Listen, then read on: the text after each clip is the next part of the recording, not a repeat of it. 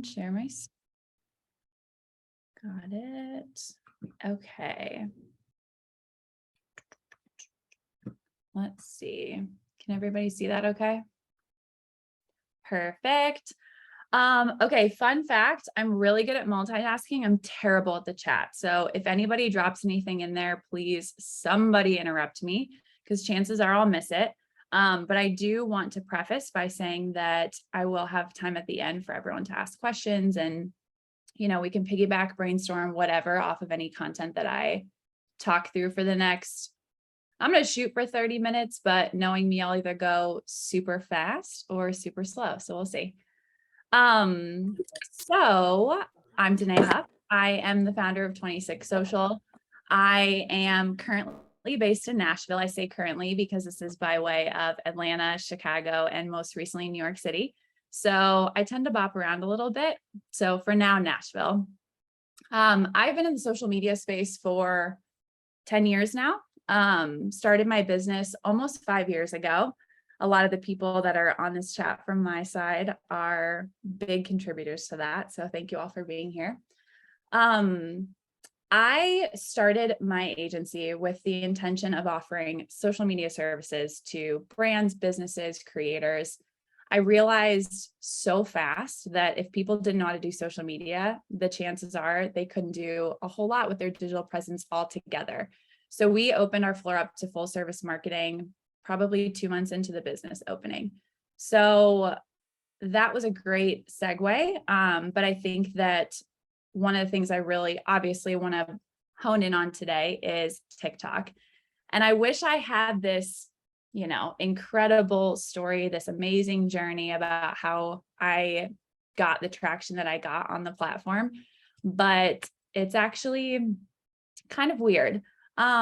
So it all started obviously with the creation of the agency, but early 2020, I'd recently left I feel like I can be transparent about this. I recently left an abusive relationship in Chicago and had moved to Atlanta. And I was re-entering this life that was not centered around survival. I found myself with a lot of free time, obviously, than I was used to. And I kind of dove into work. It was my outlet. It kept me busy, but it also meant my social life was a little bit slower than I was used to. And as everyone remembers, back in early 2020, TikTok had entered the chat. So there was a lot of buzz around it. It was a platform that no one understood at that point in time. And I really don't feel like a lot of people still fully grasp what to do. And that goes for me too. So I had a lot of clients that were asking me, what do we do? How do we navigate this platform? What are we supposed to do? How do we post? Do we need to post? Should we even join? So I shut off my screen time notifications and I just, in a perfect Kim Kardashian style, started scrolling. I had a first round of takeaways. You'll learn very quickly that I'm a bit sarcastic. So after my first pass at TikTok, I learned that it was going to allow me to create the best Spotify playlist out of all of my friends, like hands down. I now knew how to dance. Didn't know I could before, but I did. And all of a sudden my vocabulary was cool and hip and I had all this Gen Z slang and I was like, perfect. That's what TikTok's for. Joke. So all this to say, I literally, after my first round was like, what do I do with this mystery platform? I'm not about to start posting. I don't even know where to begin. This is absurd. I just need to keep scrolling and try to figure it out. And so the pandemic hit and I had a whole nother round of takeaways. So I learned that I could be a little bit more strategic with this. So my captions had to include as many variations of hashtags as I possibly could, whatever the character limit would allow. I needed to move in with 6 of my friends, name our group, and all quarantine together. And I learned that all of a sudden Jason Derulo was cool again. So I'm not sure where he even re-entered the chat, but he did thanks to TikTok.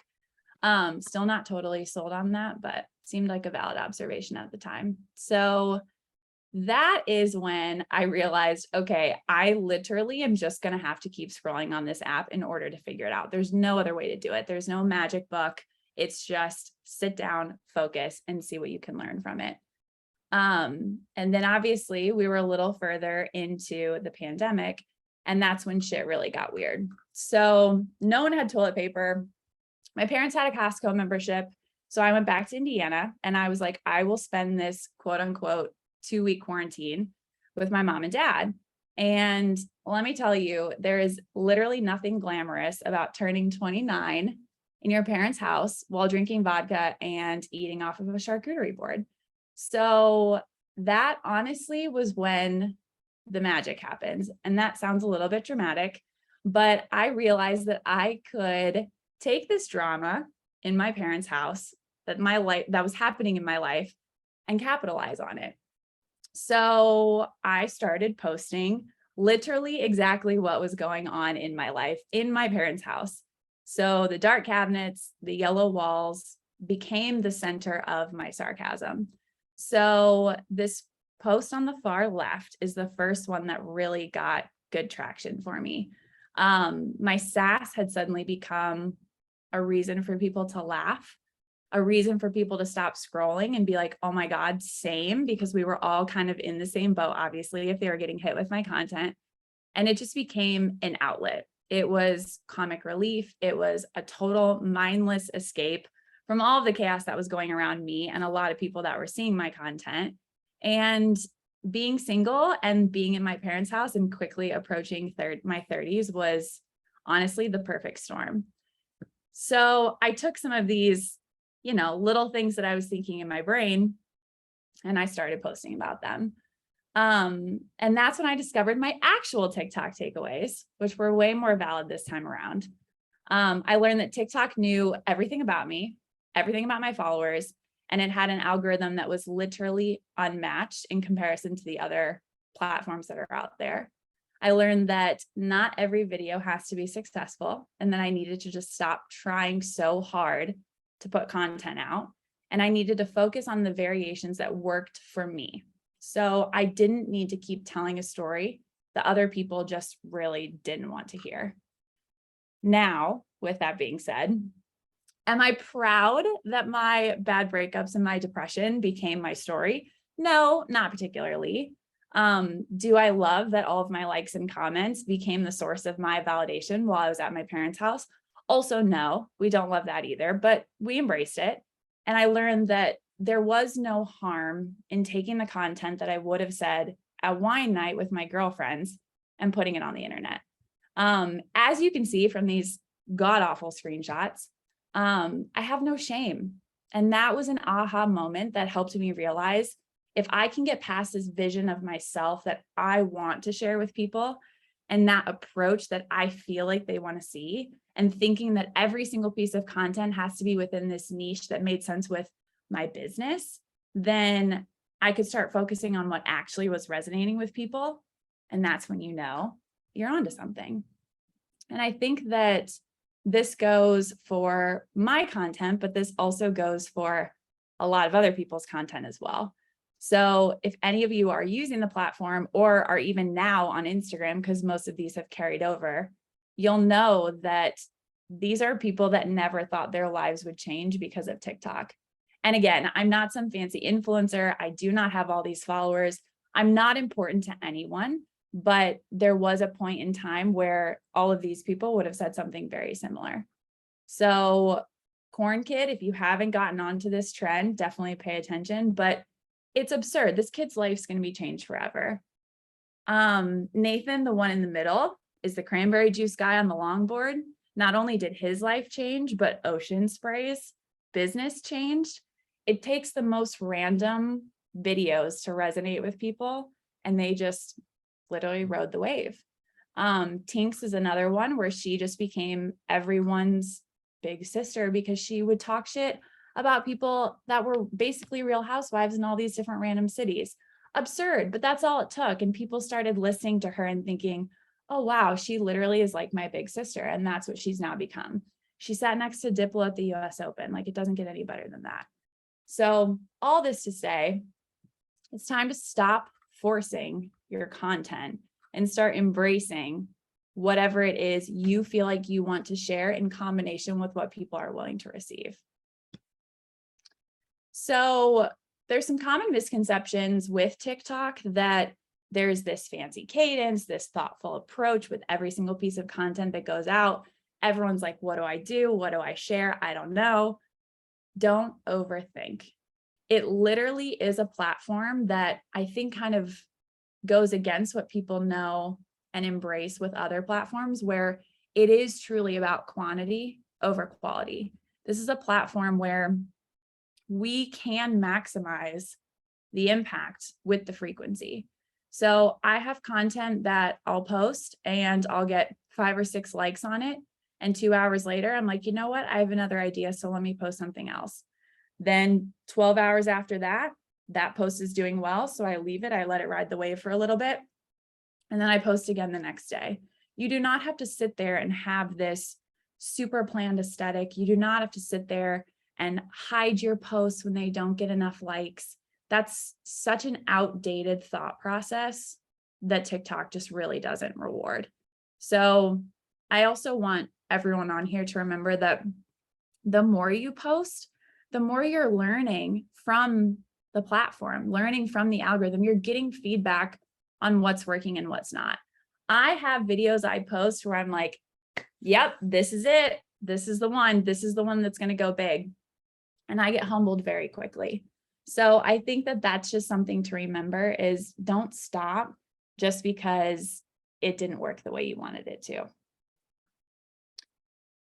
So another thing I want everyone to remember to make content easier is, if you're going to film one video, film 5 and save every single one of them. Unless you absolutely have a worst case scenario where your dog knocks over your phone or your fire alarm goes off, save it.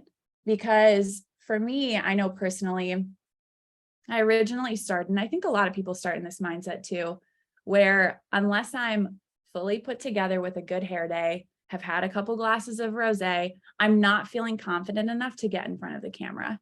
And I think that that's something that we have to lose a little bit. That's really difficult for people, especially if your face is part of your brand, because there are so many, I feel like I can use language like this, but so many trends out there with transitions where you start looking not so good and it finishes into something where you do feel good and you do feel comfortable and confident.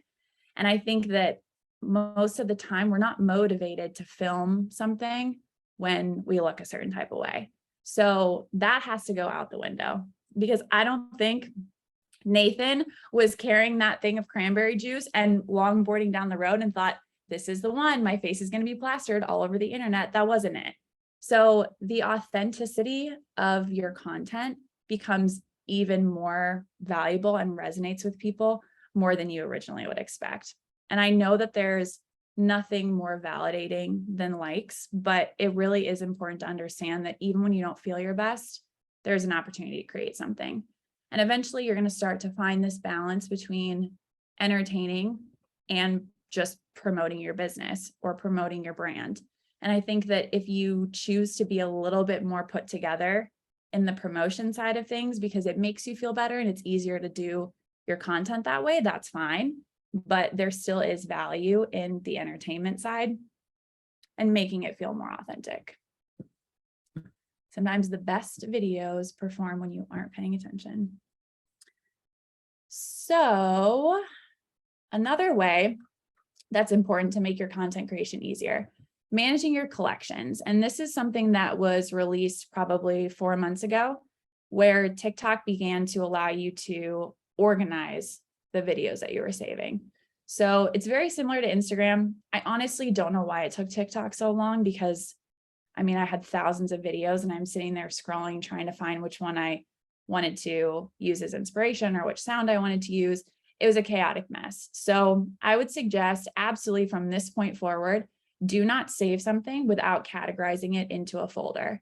But be thoughtful about what those folders look like, because I have folders that are simply caption inspiration. I have folders that are centered around sounds. I have folders that are centered around, okay, I like the pose that this person did, or I like the way that they, centered their phone, or I like more of an aesthetic side of things. use that, because when you are feeling yourself one day and you're like, okay, I got to go in and finish and wrap up those transition videos, or I'm in sweatpants and I need to start the transition videos. If you're able to just go into your folder, it's going to be that much quicker to just knock them out. There was a trend going around for a while that was literally centered around, can you on the first try remember a song, remember a dance, remember the sounds based on the fact that you've just seen it over and over again. And I think that's so true now, is because TikTok can literally present you with the same content over and over again to the point where you don't even have to try anymore. So if you're feeling yourself and you're ready to record, then just go for it. So the fourth one, short and sweet. And I think especially as business owners, especially as entrepreneurs, especially as creators, this is something that we really don't think about.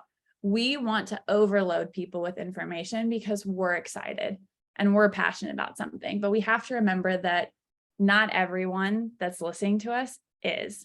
So making sure that your videos are a little bit more short and sweet, easy to digest. I mean, think about when you're personally scrolling on TikTok. What are you doing? Are you in work mode? No, you have a 3 o'clock feeling that you've hit, or it's 2 a.m. and you can't sleep, or you're just like aimlessly watching TV on the couch and scrolling through. No one is in the right mindset to digest long form content. That's not the point. So keeping your videos under 15 seconds for the most part. Obviously, there's going to be other sides of this depending on the situation, but for the most part, best practice, keep it under 15 seconds. And I think that also what you'll find is, as far as the way that the algorithm works right now, you're going to find that when you have videos that require multiple views to retain the information, even if it's short and sweet, those views contribute first and foremost to the distribution of your video. From there, the engagement side of things definitely plays a part. So sharing, sending, saving, commenting, all of that 100% contribute. They're very high ranking, but in order for TikTok to say, okay, this is good, we need to show it to people, they need to have the views. Oh, I've lost my mouse. See, this is what happens when I talk too long on a slide. So the fifth thing that I think is going to be very important for all of you to understand to make your content creation easier is building your videos within the app. I have a lot of people that might disagree with me, honestly, because I think there's a lot of people that say, well, I have to have the perfect cut and I need to have it produced and I need my fonts to be on brand and I need my colors to be used. No. And the reason I say this, and I know this makes me a bad marketer, but the people that are seeing your TikTok content don't know jack about you, your brand. You might have 100 followers that are paying attention to your stuff. I guarantee probably 10% of them are seeing this. So the majority of the people that you're talking to and showing your content to, they're strangers. So yes, you want to eventually retain them as a customer, drive them to your website, drive them to the other social platforms. But for right now, your focus is engaging content. And on top of that, your text being added directly within these apps, just like on Instagram Reels, is just as valuable as hashtags. It's just as valuable as your captions. It's just as valuable as any sort of distribution technique on any of the platforms with any algorithm. And that's huge because that's something that we're not used to. We're used to placing a hashtag under a post in a caption all the way down at the bottom with the little dots underneath and hoping that we get an extra 100 eyeballs on that post because of it. That same concept applies with the text that you type in natively on the app. So it's another reason why I say I understand wanting your aesthetic to match, but it's just not necessary anymore. So take advantage of the increased discoverability that comes when you add this text directly onto your videos. So now I'm going to shift gears just a tad and talk about 5 ways to repurpose your content on other platforms, because I think this is also difficult for people to navigate because we're all busy. Nobody has time. That's the biggest complaint I hear from potential clients or current clients who are wanting to get on the app is like, oh dear God, it takes so much time. I have to get ready, I have to record, blah, blah, blah. No, this is about efficiency. And this is 5 ways that that's going to make that a lot easier. So fun fact, TikTok analytics on your desktop version is more thorough than on the app. Browsing through your analytics to get a good understanding of what's happening, even if it's minimal, is important. So if you are on the desktop version of TikTok analytics, you'll see a content tab. And what that shows you is your top 9 trending videos with the fastest growth in views. Typically, it's over the last 7 days, but this is so valuable because if you are repurposing your content, you know that in that moment, that's a video that's working on TikTok. And those analytics are seriously going to contribute to the efficiency of being able to duplicate your content and making the process easier, because you know in that moment when you're ready to post on Reels, you just need to pull your top performing video from there and push it over to TikTok, or I'm sorry, to Instagram. I'll explain a little bit more how to do that, but Reels aren't kind of like TikTok. They are TikTok. And there's no other way to say that, and vice versa, because these 2 platforms are competing against each other so heavily that your best case content for your Reels is what's performing well on TikTok. I'm not saying that there might not be situations where that's not, the case, but for the most part, they may not be distributed the same way, but they're digested the same way. So that is going to be the easiest next step to be able to create Instagram Reel content based on your TikTok. So there's really, honestly, like no need to reinvent the wheel. And I think that's really important for people to remember. But that's why those analytics are so beneficial and so valuable, because you see that. So the way to do that, and the easiest way, is Snap Tock. My personal favorite. I think there's probably many more. I literally think somebody just came out with Snap Tick. Like that's how many of these there are. But regardless of which one you use, these are programs that allow you to download your TikTok content without the watermark, whether they're drafts or posts. So earlier I mentioned that every time you take a video, save drafts.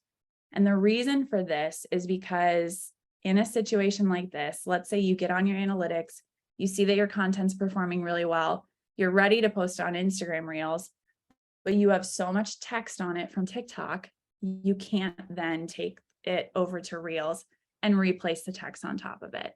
So if you use your drafts, what you can do is take, and I swear, guilty as charged, but I understand that the reason you posted the video you did on TikTok is because your hair was a certain type of way, or you moved your head the right way, or, your cat didn't walk by in the background. But at the end of the day, that's not noticeable enough to not post it.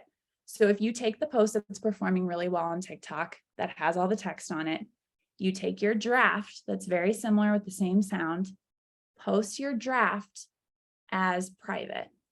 And what that does is it hides it from your followers, it hides it from your, just the general public, but allows you to still use Snap Tock or whatever program to download a blank draft that's super similar to the one you originally posted. And then from there, you can take that over to Instagram Reels, add the same text, but do it natively within the app, and you've covered both of your bases.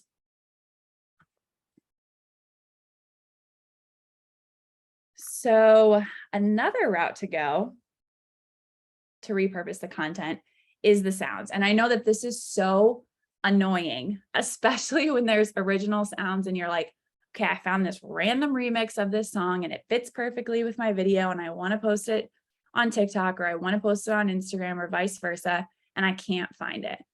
I need everyone here to understand that these trends with these certain sounds should not keep you from posting your content. If you post something on TikTok and use Snap Tock or some, program along those lines to pull it down, the sound will stay.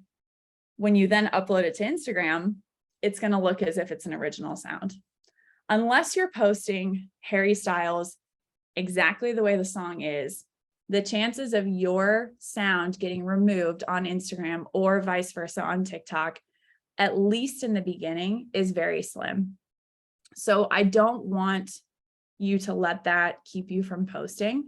Obviously, from a business side of things, with business accounts on Instagram, again, if you post the exact song or the exact sound, you might have some trouble with it, but it's still such a new avenue that I don't want that to keep you from posting your content.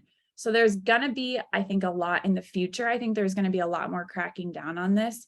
But for right now, the best suggestion I can make is when you find a sound in Instagram Reels or you find a sound in TikTok, obviously these platforms are connected now, right? Like everyone in their TikTok profile has the drop down to be able to find your Instagram.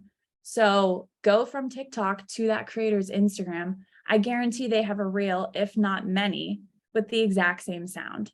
So use that as the link to be able to find the right sound to be able to post your content. You may have to do a little tweaking to make sure the sound matches up, but I really encourage you to not hesitate to post it as original content for right now, just to keep that ability to repurpose it. So the last point I'm going to make is duet, stitch, remix, whatever you want to call it, is also a really great opportunity to repurpose content. It's a good way to add your take, especially with your businesses. You know, I feel like if you're contributing to the conversation in a comment, chances are you can contribute to that conversation with a stitch or with a remix where you actually engage with the person's video. It gives them credit. It eliminates this whole issue with the sound side of things, and it gives you a lot of opportunity to just totally be creative. But I also am going to contradict everything that I've just spent the last 30 minutes talking about and say, just don't repurpose the content. If it's not good, you might like it, but no one else is going to like it. So the concept of, okay, I posted this on Facebook and I need to adjust it a little bit and post it on Instagram, and I need to adjust it a little bit and push it out on LinkedIn. Like, we're done with that. When it comes to TikTok and it comes to Instagram Reels, don't worry about having an aesthetic that matches. Don't worry about having content that matches. Your strategy with these apps should really be completely different across the board now. So as much as I would love to tell you every single thing you push out on TikTok should go on Reels and vice versa, we're not doing that. We're losing that.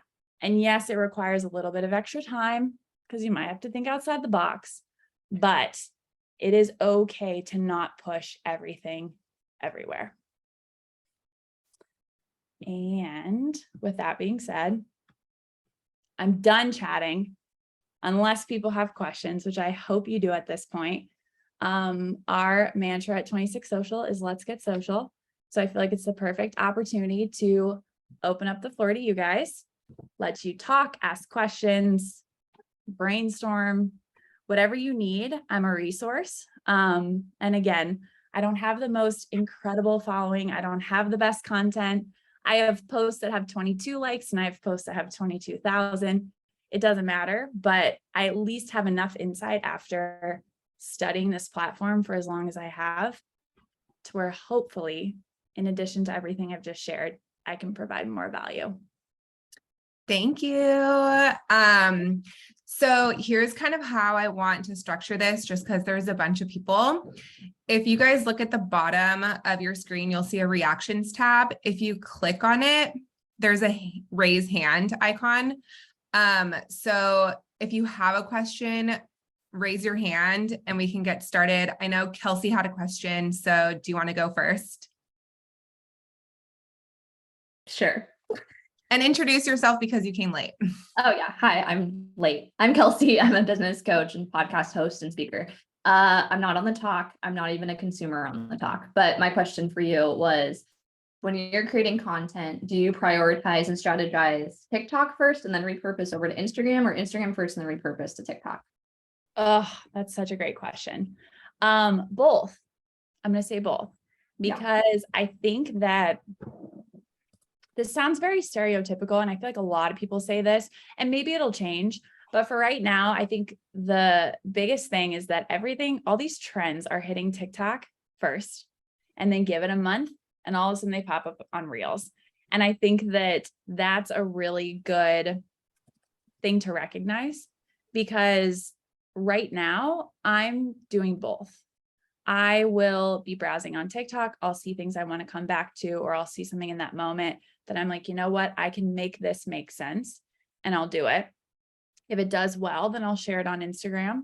But there are also a lot of trends, I think, because Instagram's doing such a great job of the same discoverability element, like they're distributing the content in a very similar way to TikTok.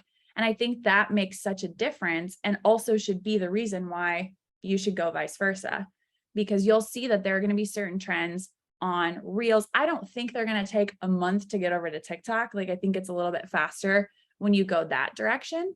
But I think that is why your strategy cannot be so set in stone. These two platforms are so fluid, and they're both trying to one up each other, but they're also both following what the other one's doing. And so I think that it's more about diversifying what you're paying attention to. And I know you said you're not on TikTok, and that's fine, but I'm going to suggest that you get off this call and at least secure your handle, step one. But then from there, start playing around with it, because I think that that is going to be so telling as we get a little bit further into the future, where these platforms are they're feeding off of each other. There's no other way to survive, And I think your strategy has to follow along with that. Ugh, I know. That's what I'm saying. Hurry. Eye roll.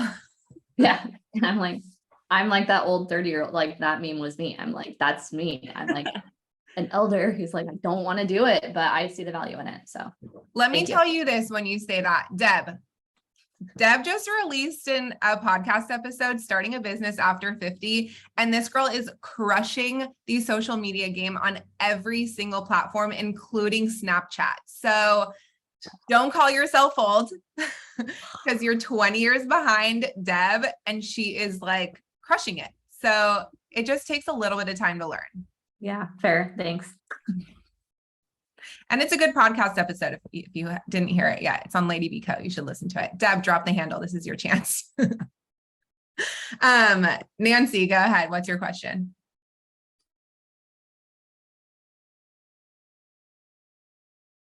Oh, you're muted. You're muted. I Okay, was telling her so she just a was muted confession, as I'm I was definitely gonna muted. be a TikTok virgin, because I've never been on that platform at all.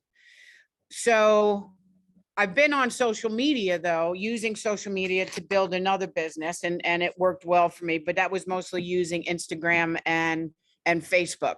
Because at 64, I'm definitely the oldest probably in the group, but I think where I struggle with some of the social media is because I'm building a candle business, but when you're looking at TikTok, it's a lot of just personal stuff. And like you said, something that's happening for the day. How do you choose the right amount of me and a right amount of me and my company? Like where should my head be when I get started on that platform without inundating people with the fact I'm trying to sell them candles? I mean, that's really what the bottom line is. Yeah. And that's a great question, because I think that that's going to be everyone's struggle. We all own businesses, we're all entrepreneurs. We all, in some way, shape, or form, are trying to balance that entertainment versus promotion. And I think that the best and most transparent answer I can give you is I don't have the slightest freaking clue, because you also aren't going to have the slightest clue until you start posting and seeing what's working for you. You are, again, from a TikTok standpoint, you're not prioritizing the people that follow you in the beginning. You're prioritizing that discoverability and that outreach for potential new followers. Again, whether they become customers or long-term followers, that's really just going to be dependent on what kind of traction you get. But in the beginning, it's eyeballs, eyeballs, eyeballs. And I think if you think back to Instagram and Facebook strategies, everybody is battling this lack of organic engagement, lack of organic visibility, and prioritizing a $20 boost on their Instagram post to get it to more people, or, $50 for this Facebook post or whatever. It's that same concept where we use paid social to boost the content that's going out organically. With TikTok, you're not going that route. With TikTok, you're going the route of, I just need to keep posting and use that to get more eyeballs. And then from there, determine who wants to see what. Especially when I first started getting traction on the content that I had.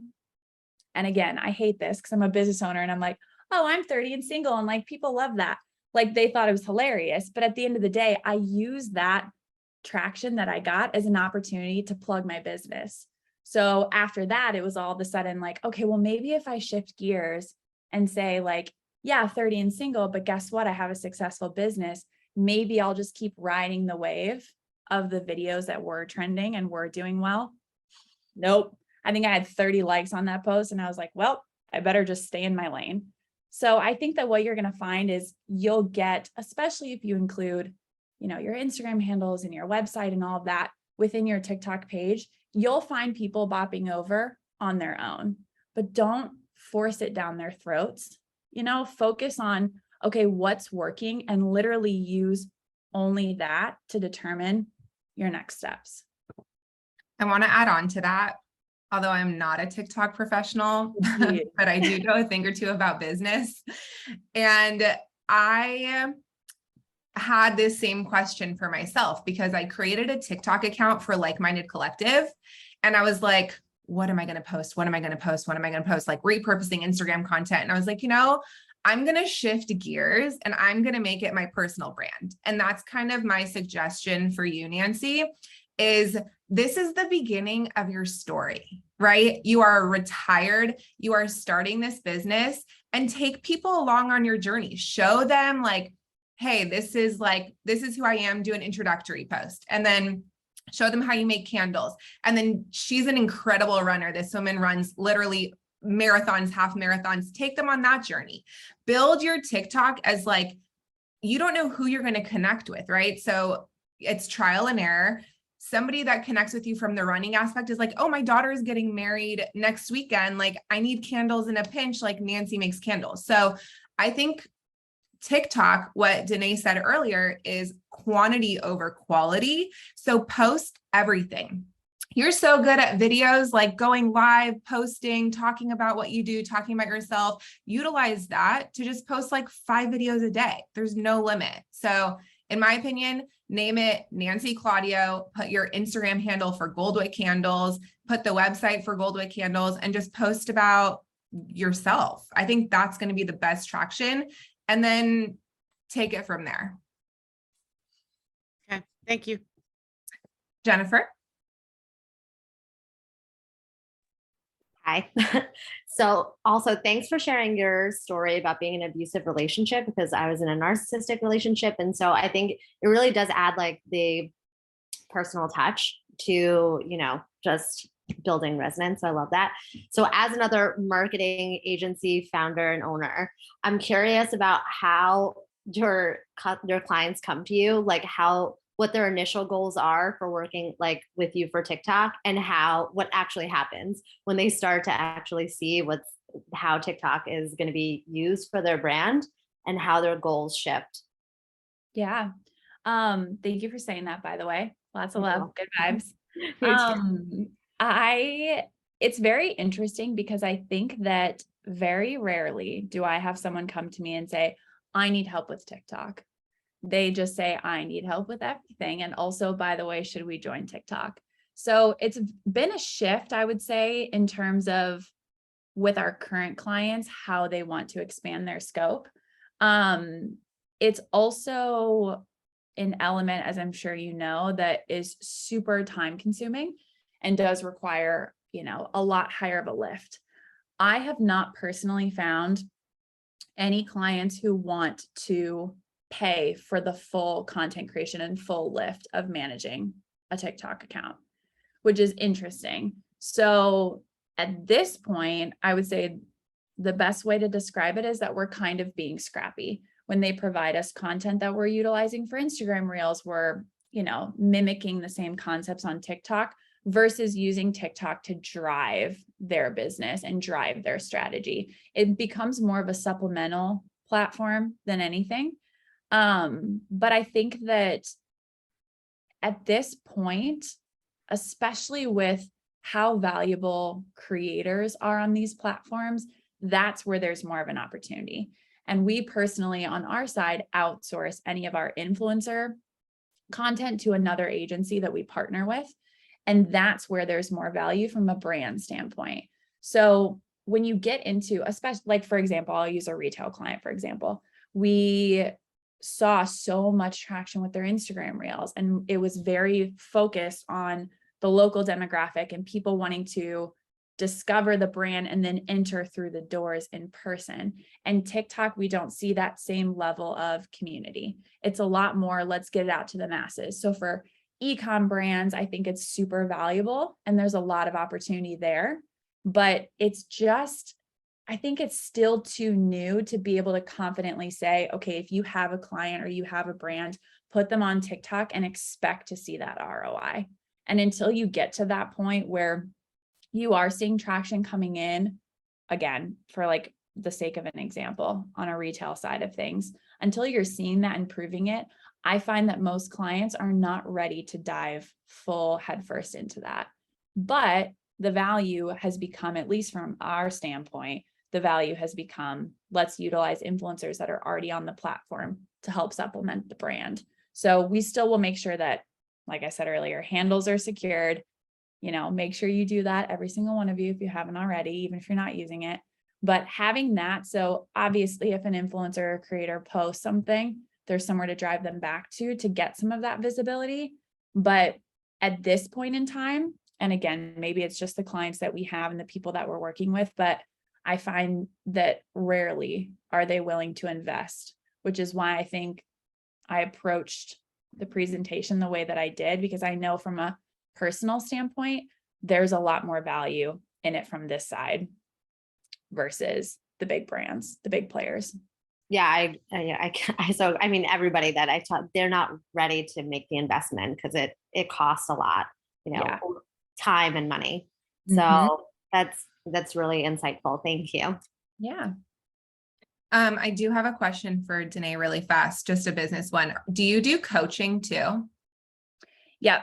So I do consulting, just from a high level standpoint, and we'll do coaching. I've got a few clients where, it's just weekly. But then I also have some that bring me in monthly. I have some that bring me in quarterly. It's very diverse, but I centered 26 Social around the fact that I wanted to be able to help anyone regardless of the level that they're at. So every single package is custom created, whether that is consulting all the way down to full service. So I do that on purpose to just appeal to the masses and stay within, budget constraints and all of that. So Awesome. I think you should connect with Jennifer. I think she's trying to switch over to something like that. So maybe you guys can connect and she can pick your brain for a little bit. yeah. Thank you, Inbal. You're Yes, welcome. we're literally just talking about this last night. We were talking about this last night. I'm like, I'm going to ask her, but I don't know if she does coaching or consulting or what. So cool. You guys can connect. Deb, go ahead. I wanted to ask, you haven't mentioned YouTube, and we have at least found that we're getting some pretty decent traction on YouTube that we haven't seen on TikTok. And I'm not really sure if that's because the YouTube demographic is a little bit older. Do you have any thoughts about that? Would you, in comparison, I don't necessarily see my brand as for an older person. That our target market is 40-year-old married woman with 3 kids who's, struggling with everyday life and just needs an outlet that's not mom.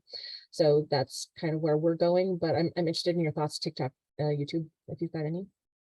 Yeah. So I think the shift from TikTok to YouTube, I totally agree. I think it's definitely a demographic thing, but I also think just like the platform's evolving, I think the users are evolving. And I think that age gap is not nearly as large as it used to be. And I think that that's really going to contribute to what ends up getting repurposed on YouTube. Obviously too, just from an overall aesthetic standpoint, I think YouTube is literally meant for more long-term content, or I'm sorry, long-form content. And so I think that it just depends on what you're saying and if it can be digested quickly. Because the distribution element, I totally understand that you're probably having more traction on YouTube for right now, but this sounds very crazy. And had I not done it myself, like I don't even know that I would believe it. But I literally on videos where I put, hey, are you in your 30s? Or hey, my fellow 30-year-olds, like when I am that specific and that direct, all it does is tell the TikTok algorithm, okay, we need to send this to those people. And I think that if you're intentional and thoughtful about the small clips that you're using, or what, I don't even think at that point I would go the trend route. I think I would go straight to created content. But if you are intentional, if that message makes sense for those people and it starts to resonate and you say that in there, I think you'll find that your distribution will be way higher than you ever expected. But don't be afraid to call it out. Don't be afraid to use hashtag 40s, hashtag 50s. And you'll find that as long as you tell TikTok, here's who I'm trying to talk to, they'll listen. Whether it then works is kind of up to the content that you're pushing. But especially if you have, podcasts or, those types of things, I think you pick the best clip the same way you would for an Instagram story, pick that point that right off the bat just hits home with people. And you'll find that if you explain to TikTok, this is what I want this to go to, if they like it, it'll take off from there. That's interesting. I had not considered the explain to TikTok where it needs to go. That's really, really helpful. Thank you so much. We'll give that a try. Yeah, definitely. I wanted to also say in terms of your presentation, the posting often I found is really key. We did a 30-day challenge where we did 4 times a day. About killed us. My business partner Linda and I, she's 60, she'd never been on TikTok. I said, Linda, we're going on TikTok, and she's like, you're crazy. And now it's really funny because she TikToks more than I do. She has her own account and she's really funny. Kind of addicting, I guess, once you finally get there. But I would really, right now, what we're doing is just going across the board with all of this stuff, and just, so we're just creating one outside the platform. And so that was also really helpful. Thank you for sharing that. Maybe if we still create it outside the platform, so Linda's still doing the creation, and then when because it gets pushed out through eClencher, if I take that and then maybe add some text on top, sounds like you're saying, if I target it more, if I put text on top, make it so that it's a little bit different, maybe that will help. So this was super amazing. Thank you so much. Good. Yeah, you're welcome. Yeah, I think hashtags on TikTok, just kind of stemming off of that too quickly. I think hashtags on Instagram and hashtags on Facebook, which barely are even used anymore, but that intention was just like, oh, I hope that I'm kind of grasping for straws here. And I hope that I pop up in the explore page for somebody who sees it and I get an extra set of eyes. But with TikTok, it's literally you communicating to the platform, hey, this is where I want this to go. If it gets picked up is totally dependent on, again, your views, your content, your engagement. But at the end of the day, if you're more specific, which is why the text on the video in the app is important, the captions are important, and same with the hashtags, it's such a different way of distribution, because you'll see that you can do hashtag single and it probably has 80 billion videos associated with it. But if yours starts to get traction, then TikTok's going to take that, push it out to other singles who have most recently engaged with similar content. And all of a sudden, you've got way more eyeballs than you ever expected. Okay, so I have a few questions. Bring it on. Okay. So my first question is, and this may be a rumor or like an old thing to do, but if I am talking, right? If I'm like, hey, these are 3 things you need to do, blah, blah, blah. What are your thoughts on putting like a trending sound behind it at like 0 volume or low volume, and just like my voice obviously on the forefront, but just the trending sound to get more traction? So it's definitely works for traction right off the bat. But what I think you're going to find, and I think this is it is kind of a misconception, but it makes sense if you think about it in this way. You add that trending sound, but does the trend match the sound? No. So if this song is trending because freaking Charlie and Dixie are up there doing a crazy dance to it, and then you place it behind a video that then has text that's centered around the business and it has absolutely nothing to do with the trend, you know, you might get an initial push to people, but they're immediately like, that's not the dance, and keep scrolling. So I think being thoughtful about, is the sound just trending on its own, or is there something that goes along with it? Right now, there's this clip of, I think it's Sam Smith has a new song that's coming out in a couple of days, and it's like blowing up, and everyone is posting reaction videos to it. People are posting dancing videos. Something like that has so much variety to the trend visually that's being paired with the sound that you probably would have some luck if you place something over that. But if you, again, choose something that is totally, I'll say off brand for lack of a better term, compared to the sound that you're playing, that's when I think you'll run into issues, unless it's like an amazing video. But typically people are using it to boost the visibility. So if it doesn't make sense to that audience that's engaging with that sound, it's just not going to work. Okay, yeah, that makes I don't think there's 100% any sense. harm. Yeah, there's not harm in it. It just probably won't work. If the content sucks, the content sucks. And I'm Yeah. not saying yours does, but you know what I mean? Like at the end of the day, that's really what it comes down to. Yeah, no, 100%. I totally understand that. And plus, if people are scrolling because you're not dancing, then the engagement sucks, then it's not going to go anywhere anyways. Yeah. Right. You're better off having that original sound, you know, paired with it and just using your voice to be enough. Okay. And what Yeah, else because I've typically- seen you do both, right? Where you're like talking and telling a story, and then sometimes you do the voiceover. So Nancy had a question, and I kind of had a follow-up question to that. She said, how do you know where to find proper hashtags for a post? And then my follow-up question is there like a certain amount of hashtags? Because I know on Instagram you get 30.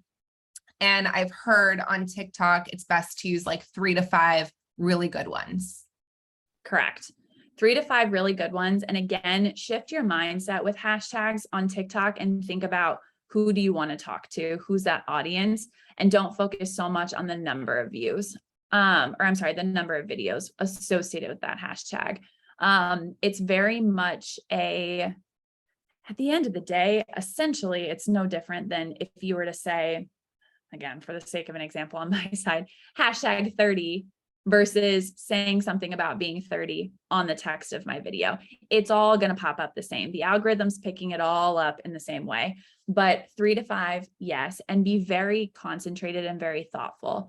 This isn't again, Instagram post where you've got the dots and you drop down, you put a whole blurb. That's not the same approach with TikTok. Instagram, I think, is very like, okay, well, let me find one that doesn't have too many posts associated with it, but kind of has some, and like, maybe it'll work and maybe it'll won't. Like that only works over there. So focusing on TikTok with, hey, algorithm, this is who I want you to talk to, is going to be your best. So like, Nancy, the first things that kind of came to my head, like, let's say you're doing TikTok as like yourself. So like if you're doing a running video or something, like hashtag runners over 60 would be something like that. And then for the candles, like all natural candles or handmade candles or candle wedding gift or bridal shower candle gift or something like that, where it's like super specific. Something else that just popped in my head too, as you said, like ... and then the whole blurb, because that's such an Instagram thing to do. I've heard that it's best in the caption for both Reels and TikTok to use like just one sentence, basically. Okay, wait, you're freezing. Oh, I don't know if You it's just froze. me.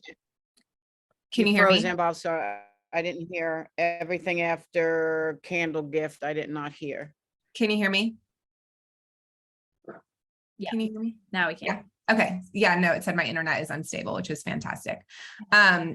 So basically I also heard that when you're doing captions for Reels and TikTok, that it's best to use like one sentence, whereas like in posts and things like that on Instagram, it's better to, you can kind of like go on and tell a story, but in videos, it's best to use like one short sentence.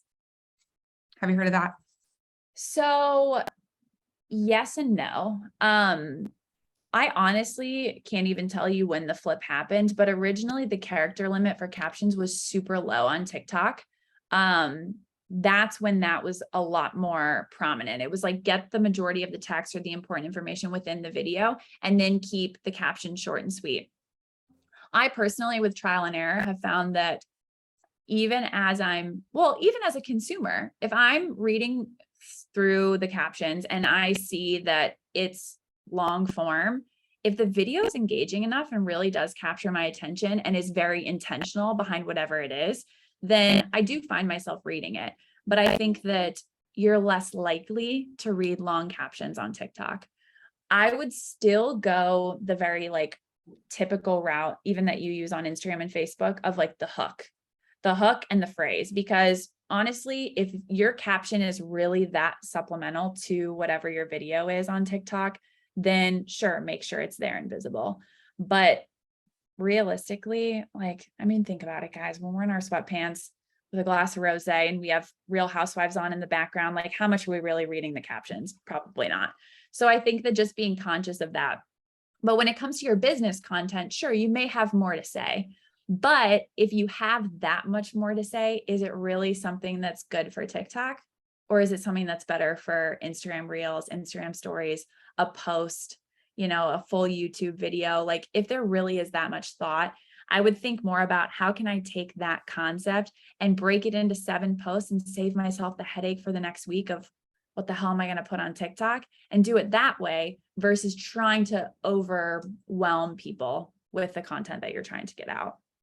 I know it's kind of like a runaround answer, but does that answer your question a little bit better? Yeah. And every bit of what you just said was really awesome. So yes, thank you. And I see Deb nodding her head too. Okay, cool. All about efficiency here, how do we take that and use it and push it out across the week so we have one less thing to worry about on our to-do list versus sitting there and trying to overwhelm people. Yeah. Can you review kind of shortly, very quick, what you said about being able to save your TikTok video as a draft? Yeah. So for example, I'll go again, the personal route. I saw a trend the other day and I was like, oh, that's some fun, like voiceover. I could totally record that really quickly. It won't take me long to memorize it. I had gone out to dinner with a friend. So I'm like, my makeup's on point. Like we might as well. So I pull up this sound, I record it once and I was like, oh, my hair was sticking up a little bit in the background. Like I'll save it, but I'm going to try it again. And then the next one, my cat jumped up in front of the counter, like where I had the phone resting. And I'm like, okay, well, we're going to delete that one, but let me still record one more. And like maybe a third time's a charm. So I got the video up and I was like, okay, this is the one. But that did not keep me from deleting the first round because my hair sticking up is probably only noticeable to me and not to everyone else that's going to watch the video when they're aimlessly scrolling in their sweatpants. So I saved that. I then posted the video on TikTok. It did better than I thought. And I was like, okay, bet. So I left it there and it had a lot of text on it. I had the text timed, according to the sound. And I thought that if I download that as is without the watermark, that is going to be such a headache on Instagram to cover the text, make sure it pops up at the right time. So you don't see TikTok text and Instagram text. Like it just is a lot to maneuver. So I went back to my personal TikTok.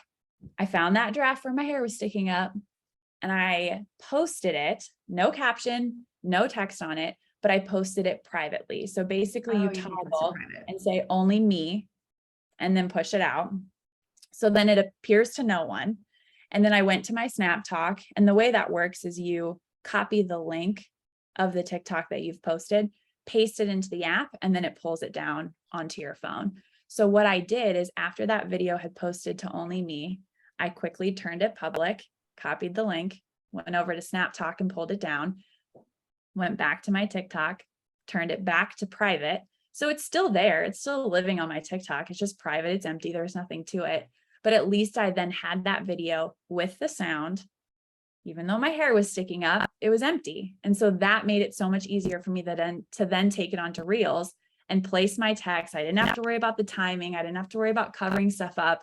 It was just way easier because what I've also found personally is the screen recording option, which I think a lot of people used to use before these apps existed. They would just screen record their TikTok preview to kind of hide the watermarks and all of that. For me, it doesn't work anymore. It actually goes into my camera roll black. And I don't know if that's an intentional TikTok thing. I don't know if they're on to us, but regardless, the Snap Talk with the drafts has proven to be the easiest way for me to pull them down blank versus trying to go the screen recording route. I know Okay. that's very in the weeds, so if that doesn't make sense. No, just no, let- that was perfect. And I just missed the post it privately part. So that's why I was Oh, okay. Yep. Only me, I think, is how they describe it on TikTok. Oh, got it. Got it. Okay. I'm going to stop the recording just in case my internet goes like completely black and I lose this whole video, but Deb, go ahead.